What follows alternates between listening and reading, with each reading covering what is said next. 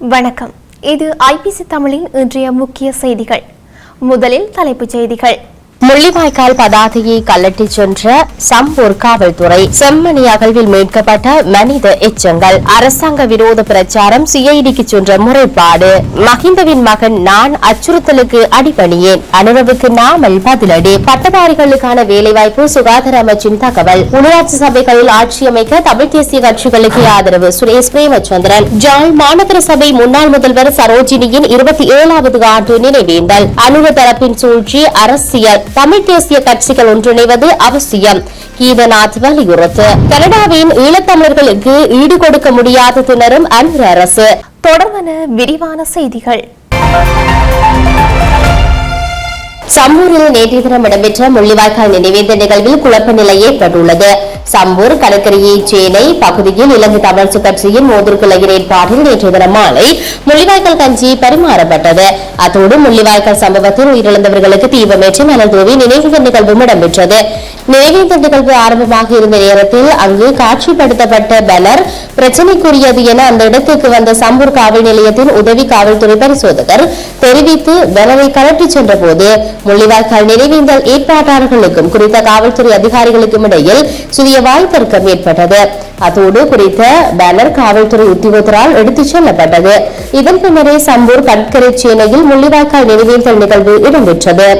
ஜாழ்ப்பாணம் செம்மணி சிந்துபாத்தி மயானத்தில் மேற்கொள்ளப்படும் அகழ்வு பணிகளின் 2ஆம் நாளான நேற்று முன்தினம் வெள்ளிக்கிழமை 3 அடி ஆழத்தில் முழுமையான எம்பு தொகுதி ஒன்று மீட்கப்பட்டுள்ளது. அத்துடன் மண்டியோடு ஒன்றும் மீட்கப்பட்டுள்ளது. மனித சிதிலங்கள் அந்த பகுதி ஒரு மனித புதைக்குழியா என பல்வேறு ஐயப்பாடுகளை ஏற்படுத்தியுள்ளன. அத்தோடு மனித சிதிலங்கள் 1995-96 ஆண்டுகளில் செம்மணியில் படுகொலை செய்யப்பட்ட தமிழர்களுடையதாக இருக்கலாம் என்ற சந்தேகத்தின் அடிப்படையில் மனித சிதிலங்கள் மீட்கப்பட்ட பகுதியை ஸ்கான் ஆய்வுக்கு உட்படுத்தவும் தொடர்ந்து அகழ்வு பணிகளை முன்னெடுக்கவும் தீர்மானிக்கப்பட்டது.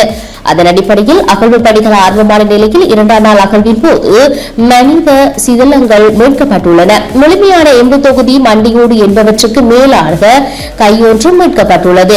இவை அனைத்தும் அகழ்வு செய்யப்படும் பகுதியின் வெவ்வேறான இடங்களில் இருந்து மீட்கப்பட்டதால் அந்த இடம் மனித புதைகுழியாக இருக்கலாம் என்ற அச்சம் வெளியிடப்பட்டுள்ளது. துறைசார் நிபுணரும் பேராசிரியருமான சோமதேவாவின் தலைமையில் 3ஆம் நாள் அகழ்வு பணிகள் முன்னெடுக்கப்பட்டன. நீதவான் ஆனந்தராஜா அகழ்வு பணிகளை கண்காணிப்பார். அத்துடன் காணாமலாக்கப்பட்டோரை பிரதிநிதித்துவம் செய்யும் சட்டத்தரணிகளும் சட்ட மருத்துவ அதிகாரி செல்லியா பிரணவன் தலைமையிலான குழுவினரும் பிரசன்னமாகி இருந்தனர்.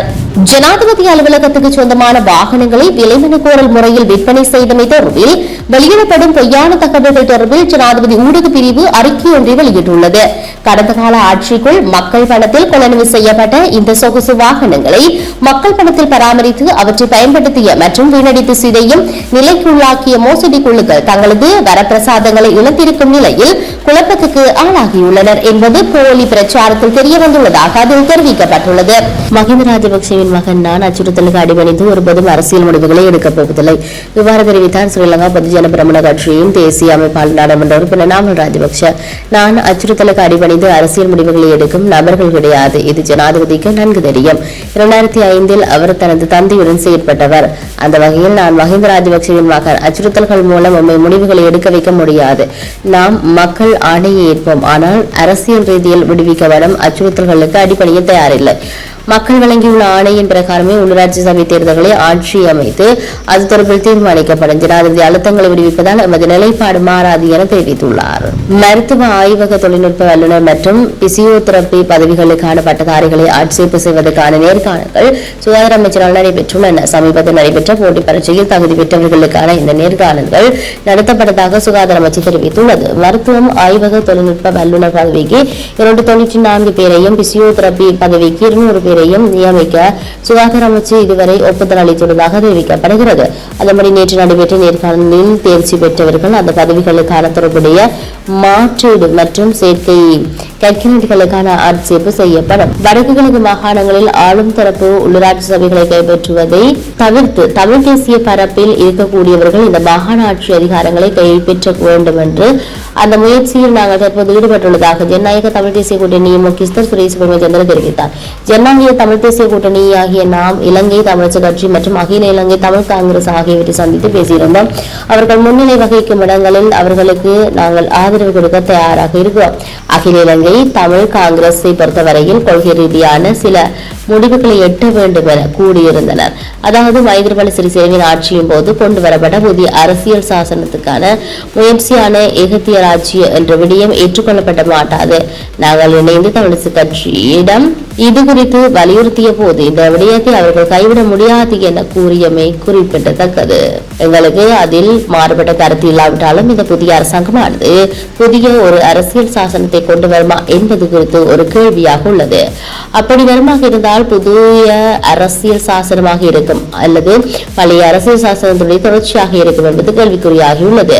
பல இடங்களில் தமிழரசு கட்சி முன்னிலை வகிப்பதிலும் அரபு பெரும்பான்மையினரை என்ற விடயங்கள் பெரும்பான்மையிலான இடங்களில் இல்லை. ஆகவே ஆட்சி அமைப்பதற்கு அவர்களுக்கு எளிய கட்சிகளை ஆதரவு தேவை. எங்களிடம் அந்த ஆதரவை கோரியிருந்தார்கள். ஆகையால் அவர்களுக்கான ஆதரவையும் நாங்கள் வழங்குவதாக தயாராக இருக்கிறோம். அதே சமயம் இந்த கூட்டு என்பது வெறுமனே ஆட்சி அதிகாரங்களில் போய்விடாது.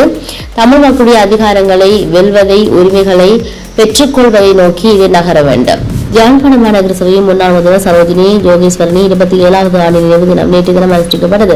தமிழர் விடுதலை கூட்டணியின் தலைவர் ஆனந்த் சங்கர் தலைமையில் யாழ்ப்பாணத்தில் உள்ள கட்சியின் அலுவலகத்தில் இந்த நிகழ்வு இடம்பெற்றன. இதன்போது சுரேற்று சரோஜினி யோகேஸ்வரனின் திருவுருவப் படத்துக்கு மலர்தூவி அஞ்சலி செலுத்தப்பட்டது.